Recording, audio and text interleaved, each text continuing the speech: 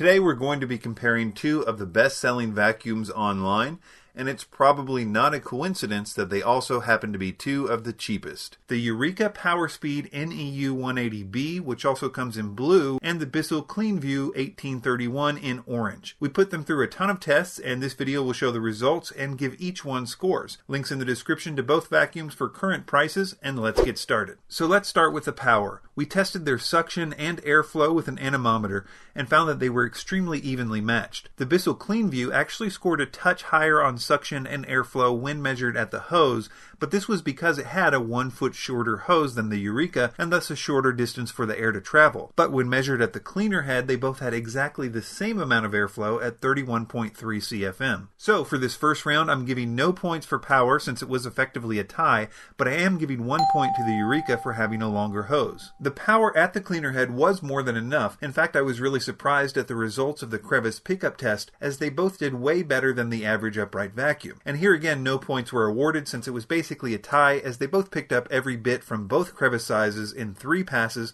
which was really good. The Bissell did get a point over the Eureka with regard to attachments, because even though they both had a standard set of attachments that conveniently were able to be stored on board, the Bissell did come with a suction-powered turbo brush, which could be the difference if you have carpeted stairs. Before we get to the performance tests, I'll quickly plow through some more of the specs. They both have the same cord length at 25 feet, and they both had unusually large dustbins, though the Eureka's was a bit larger at 2.6 liters instead of 2 liters on the Bissell. The Bissell did have a larger cleaning path width at 13.5 inches to the Eureka's 12.6, and the Bissell had a longer warranty at 2 years to the Eureka's 1 year. The Bissell was about 3 pounds heavier than the Eureka, though they had almost identical arm weight or vacuuming weight at the handle, and they both seem relatively light, at least when vacuuming, but the Eureka does get the point here for being quite a bit lighter overall. The Eureka was a bit louder than the Bissell at 82 decibels to the Bissell's 80 decibels.